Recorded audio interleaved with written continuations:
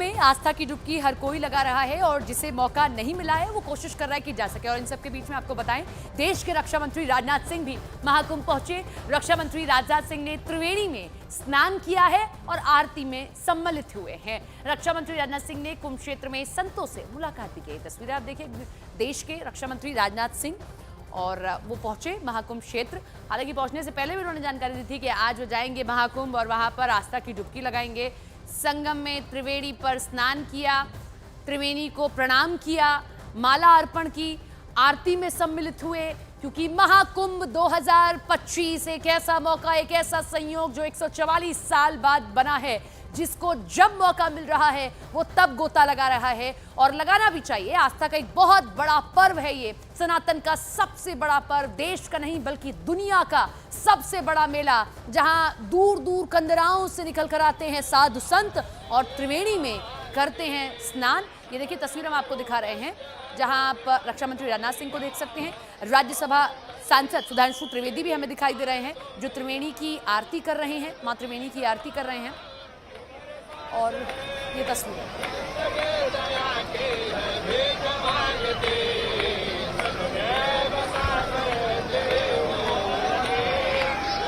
दो तस्वीरें आपको हम दिखा रहे हैं। महाकुंभ 2025 जिसमें आम से खास हर व्यक्ति पहुंच रहा है, क्योंकि एक ऐसा मौका है जो 12 साल में एक बार आता है, तो गोता हर कोई लगाना चाहता है। महाकुंभ 2025 में एक एक करके आप देख रहे हैं कि सभी लोग तो पहुंच ही रहे हैं, लेकिन अब किस तरीके से देश के बड़े बड़े लोग, वीआईपीज का भी पहुंचने का सिलसिला शुरू हो गया है। स्नान वाले दिन देखिए, हमने देखी थी कि करोड़ों की संख्या पहुंची, स्नान किया। ये आज की तस्वीर जब रक्षा मंत्री राजनाथ सिंह पहुंचे, उनके साथ में बीजेपी के राज्यसभा के सांसद सुधांशु त्रिवेदी ने भी संगम में लगाई है डुबकी और इसी के साथ में उन्होंने आरती भी की है। और यहाँ मां त्रिवेणी के सामने हाथ जोड़े, पूजा अर्चना की। एक ऐसा मौका होता है महाकुंभ में जाना, जो किसी भी सनातनी के लिए सबसे बड़ा दिन, सबसे बड़ा पर्व।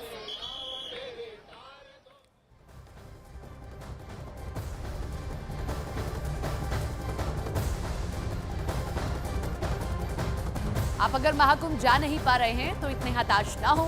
न्यूज़ 18 इंडिया पर महाकुंभ की महा कवरेज हम आपको दिखा रहे हैं। जो बाबा अलग अलग वेशभूषा में आए वो भी आपको दिखा रहे हैं और साथ ही साथ आस्था की डुबकी कौन लगा रहा है वो भी आपको दिखा रहे हैं। तांता लगा हुआ है लोगों का। महाकुंभ पर पहला अमृत स्नान मकर संक्रांति पर हो चुका है। डुबकी लगाने वालों में बड़ा ही उत्साह देखने को मिला, गजब की भीड़ थी। आज महाकुंभ का है छठा दिन। छठे दिन अब तक 17 लाख से ज्यादा श्रद्धालु स्नान कर चुके हैं। श्रद्धालुओं का महाकुंभ में लगातार आने का सिलसिला जारी है। मेला प्रशासन से मिली खबर के माने तो 17 जनवरी को 10 लाख कल्पवासियों समेत 27 लाख श्रद्धालुओं ने स्नान किया है और इससे महाकुंभ की शुरुआत से अब तक स्नान करने वालों का आंकड़ा पहुंच चुका है 7 करोड़ के पार। संगम, रामघाट, वीआईपी घाट, सेक्टर 17, 18, 19 के गंगा घाटों और अन्य स्थान पर आस्था की डुबकी सुबह से शाम तक लगती रहती है। और यह है विहंगम दृश्य, एरियल व्यू, जिसमें आप देख रहे हैं जहां नजर जाए वहां मां संगम के किनारे आपको श्रद्धालु नजर आएंगे डुबकी लगाते हुए, गोता लगाते हुए। कौन सा वर्ग है जो नहीं जा रहा है, चाहे बच्चे हो, बुजुर्ग हो, हर कोई जाकर गोता लगा रहे हैं। 3 तस्वीरें। महाकुंभ का ये छठा दिन है आज। आस्था का महाकुंभ, परमार्थ निकेतन, आपने ऋषिकेश का बड़ा नाम सुना होगा। चिदानंद सरस्वती जी को आप देख रहे हैं और मंत्रोच्चारण के साथ में उन्होंने ये यज्ञ किया है। देश के लिए वो ये यज्ञ कर रहे हैं। एक बड़ी यज्ञ की कुटिया बनाई गई है जहां ये सभी लोग आकर यज्ञ करते हैं। रोजाना ये यज्ञ किया जाता है उनके शिविर में। और तीसरी तस्वीर, दिव्य भव्य महाकुंभ, जिसकी शोभा बढ़ा रहे हैं हमारे ये साधु संत जो अलग अलग जगहों से यहाँ आए हैं।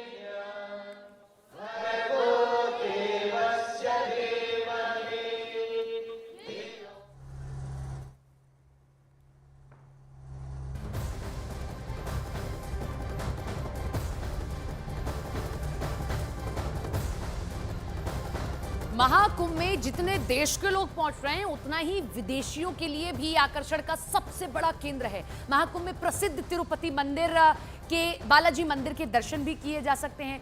तिरुमाला पर्वत पर स्थित तिरुपति मंदिर की रेप्लिका बनाई गई है, साथ ही मंदिर की उत्सव मूर्ति भी लगाई गई, जिसे श्रृंगार का रोज पालकी में कल्याण मंडप ले जाया जाता है, जहां उन्हें झूला झुलाया जाता है। महाकुंभ क्षेत्र से हमारी संवाददाता आशिका सिंह की ये रिपोर्ट आपको यहां से दिखाते हैं।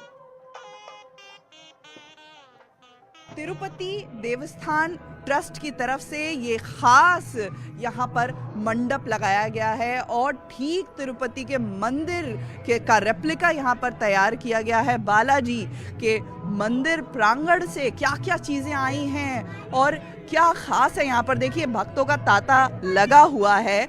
लेकिन न्यूज़ 18 इंडिया पर कुंभ की हर तस्वीर हम आपको दिखा रहे हैं, चाहे आप नहीं भी आ सके तो भी घर बैठे देखिए।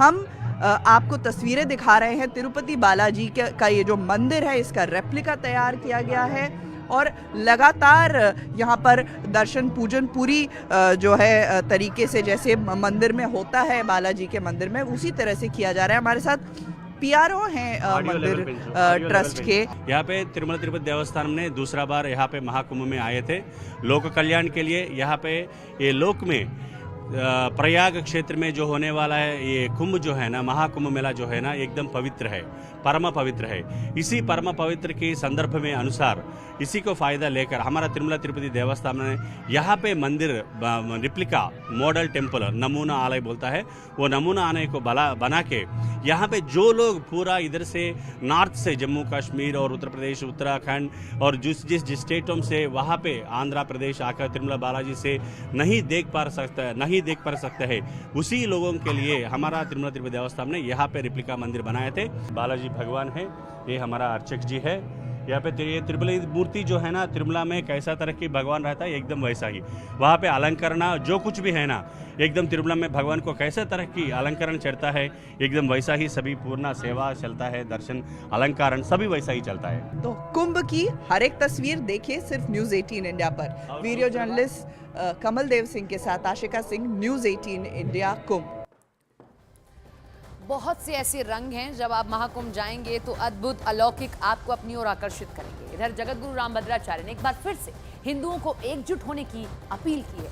न्यूज़ 18 इंडिया से बात करते हुए रामभद्राचार्य जी ने वक्फ बोर्ड पर भी हमला बोला है। वक्फ बोर्ड ने दावा किया था कि महाकुंभ का आयोजन वक्फ बोर्ड की जमीन पर हो रहा है और इसी दावे पर जगतगुरु स्वामी रामभद्राचार्य ने निशाना साधते हुए कहा कि महाकुंभ सतयुग से लग रहा है, इस्लाम आने के बहुत पहले से कुंभ हो रहा है। रामभद्राचार्य ने हमारी संवाददाता आशिका सिंह से कई मुद्दों पर बात की है, जरा आपको कुछ मुद्दों पर बात की हुई अंश को सुनवाते हैं। गुरु रामभद्राचार्य हमारे साथ हैं। कुंभ से क्या संदेश सनातनियों के लिए? कुंभ से सनातनियों के लिए संदेश है कि सनातनी जग जाए और एक हो जाए। हम इकट्ठे हो जाएंगे तो कठिन से कठिन समस्याओं का समाधान हम कर लेंगे और सरकारें भी हमारे चरणों पर झुक जाएंगी। आप यहाँ पर यज्ञ करा रहे हैं, हमने देखा कई वेदियाँ लगी हैं, क्या किस मंशा? ये पाक अधिकृत कश्मीर हमें मिल जाए, यही मेरी मंशा है। और इसके अलावा ये कुंभ बड़ा अलग, आपने बहुत कुंभ देखे हैं और ये महाकुंभ जो है एक योगी द्वारा कह सकते हैं कि आयोजित है। बहुत अच्छा है। मैं तो 1977 से कुंभ देख रहा हूँ और ये बहुत अच्छा है। बात करें अगर अभी सनातन के लिए सबसे बड़ी चुनौतियाँ क्या कहेंगे? सनातन धर्म पर धर्मांतरण और विपक्षियों के गलत बयान। महायज्ञ शुरू हुआ उसके पहले हमने देखा कि विघ्न पड़ने शुरू हो गए थे, कोई गंगा जल को लेकर के प्रश्न उठा रहा था, तो कहीं वक्फ की तरफ से कह दिया गया कि हमारी जमीन है। अब सबका अंतर आगे सब चुप हो गए। उनकी जमीन कैसे है? ये कुंभ तो सतयुग से लग रहा है और मुस्लिम धर्म का आविर्भाव भी केवल 1400 वर्ष पहले हुआ, तो क्या उसके पहले कुंभ नहीं लग रहा था क्या? आप वो संत हैं जिनको देश आज खास तौर पर इसलिए और ज़्यादा पूजता है कि श्री राम मंदिर जो हमें आज मिला है उसके पीछे कहीं ना कहीं आप एक कारण है, एक प्रमुख कारण है। नहीं, पूरे कारण है। उस पर क्या कहेंगे, कैसे प्रसन्नता? 1 वर्ष हो गए।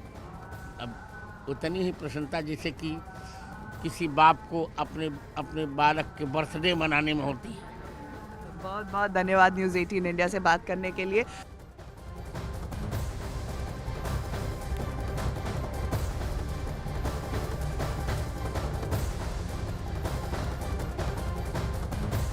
भीड़ बहुत ज्यादा हो रही है क्योंकि हर कोई चाहता है कि मौका एक ही बार मिला है, क्यों ना गोता लगाया जाए। अब इसके लिए प्रशासन ने कड़े इंतजाम किए हैं और खास इंतजाम है। भारी भीड़ के मद्देनजर लोगों के बिछड़ने की आशंका को देखते हुए प्रदेश सरकार ने कई एआई आधारित कंप्यूटरीकृत खोया पाया केंद्र स्थापित किए हैं। महाकुंभ शुरू होने के बाद यहां पर श्रद्धालुओं को लगातार मदद मांगते हुए देखा जा सकता है। महाकुंभ खोया पाया केंद्र से हमारी सहयोगी आशिका सिंह की एक रिपोर्ट आपको दिखाते हैं कि कंप्यूटराइज्ड ये खोया पाया केंद्र कैसे अपनों को मिला रहा है। एक जमाना था कि कहावत थी कि कुंभ के मेले में बिछड़े भाई। हर बॉलीवुड फिल्म में लगभग प्लॉट जो होते थे उसमें ये कहानी जरूर दिखाई जाती थी कि कैसे कुंभ के मेले में आने वाले बिछड़ जाते हैं, फिर सालों बाद मिलते हैं।